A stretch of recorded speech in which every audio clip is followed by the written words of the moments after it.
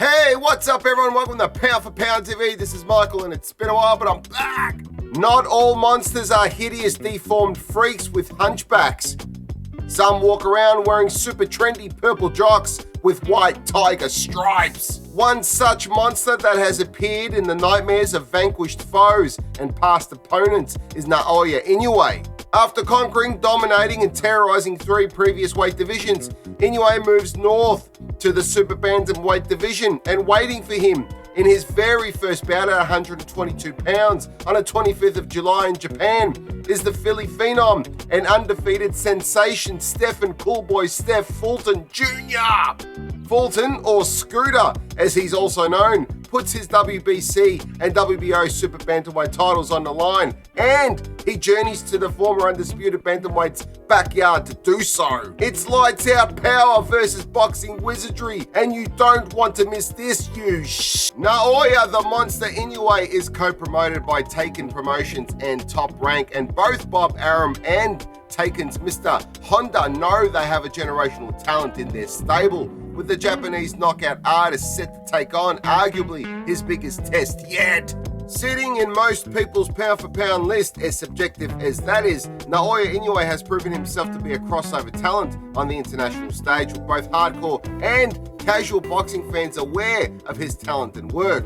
Mr. Honda has known for some time what Inoue is, and in Japan, Inoue is even considered the best fighter that the country has produced. However, American fans might be a little more reticent to place Inoue near the top of the best current fighters across all divisions. For Bob Arum, Inoue getting a victory over Fulton, a fighter that many, particularly the American boxing public, are already claiming to be perhaps the most talented, active fighter, not just in the States but worldwide, would not only cement an already distinguished legacy, but would likely win over even the most patriotic and die-hard pro-American fight fan. At the very least, respect for Inoue would increase and fan out, as would his popularity. But before becoming a 4-division champ, the 30-year-old will have to consider how he intends on dealing with a slick-moving boxer whom is just as comfortable fighting from the outside as he is fighting on the inside. Fulton's evasive prowess and counter-punching will pose a difficult challenge to one of the sport's more devastating body punches. Inoue, 24 wins with 21 by KO, no losses or draws, is not only a sledgehammer in shorts and gloves, he is an extremely ring-savvy operator. Fine footwork, blistering speed, and a wide-ranging creative variety of shot selection. There aren't many spots on an opponent's body that is safe from an Inoue onslaught. Stopping Fulton from outworking, out-hustling Inoue, especially in the early rounds, might be the trick for Inoue. Stephen Coolboy Steph Fulton Jr. is going to have to show off all his boxing nuances and abilities when he enters through the ropes on the 25th of July inside the Ariake Arena. It is evident to me at least that Fulton may not possess the power to hurt Inoue, and most likely won't stop him. With the tremendous amount of torque and power that Inoue is able to generate, the complete opposite is true, and Fulton has to be wary for an entire 12 rounds if he's in there for that long, of trading far too long on the inside with a fighter with the type of speed and power that Inoue possesses. It's Fulton's boxing that is the key here. His ability to wriggle out of tight spaces and re-emerge at angles to counter and then move away to create distance is uncanny.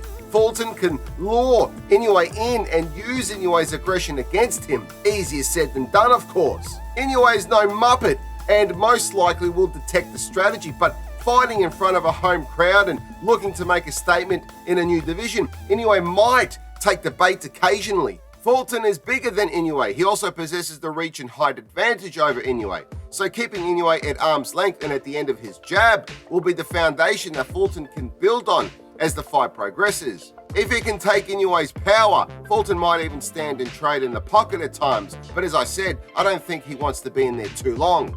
Fulton typically has a high output of punches. If he can find his range and hit his target often and consistently, regardless if the shots are effective or not, then he can potentially convince the judges that he is the busier fighter, the fighter dictating the action, the fighter in control. He has to do this coming forward, moving back, basically whenever the two engage. This fight will be either boxer's biggest challenge, and kudos to Fulton for taking it and for going to Japan to defend his belts. The unified champ has 21 wins with 8 by knockout, no losses or draws. Inoue will be his biggest scalp if he can pull this off. If I'm wrong, I'm happy to shuffle dance barefoot in one of Melbourne's brand new safe injecting rooms, but I think Fulton's movement and speed will absolutely give Inoue trouble. However, Fulton won't remain evasive the entire fight, obviously, and I think Inoue eventually hits Fulton to the body with something that he doesn't recover from. Inoue wins by KO. I got a back for it, for sure. Yeah, I got to back him. Why? He's a guy he's near the area, he a neighbor. Yeah. You know what I mean? So I gotta back him for sure. Yeah, I gotta back him for sure. Fulton is gonna go in there confident that he's a champion, you know, that Naoya is coming up in weight. So I think that it's a good fight for Naoya with Fulton, because Fulton doesn't have the power that I do. But he is a very smart fighter, and he can be slick if he wants to. He can fight whatever fight that he needs to. So, you know, I think that it's a good fight. I don't know how the fight is gonna look like. But it's something that I wanna see for myself. That's a great fight, Fulton and Inoue. I think Inoue will beat Fulton. Fulton, the only way Fulton beats Inoue, he has to go and attack the body. Gotta be careful though when you go and attack the body. Be ready for the offense. His technique, his power, it stays with him the entire fight. His reflexes, you know, his counters, like all that, like, if you're not ready every second, every minute of the round with a guy like Inoue, it's gonna be hard. It's gonna be hard to compete. Thank you for watching Pound for Pound TV. Please remember to subscribe and hit that notification bell for future updates. See you in the next one. If you're looking for some new threads, we've got t-shirts, hoodies, and much, much more. So head on over to our Michael A. Kobe Pound for Pound TV stores. They can be found on Redbubble and Spreadshop. Join me on my travels and head on over to my other YouTube channel titled Barefoot and Free. There you can follow me as I traverse the many parts of our planet and occasionally get into a spot of bother. Nonetheless, it's always fun and entertaining. If you're struggling with some of life's obstacles and challenges, my book How to Get Out of Life Traps might just be the answer that you're looking for to help guide you through the difficult times. It's helped many get past some of their darkest moments, and it might do the same for you.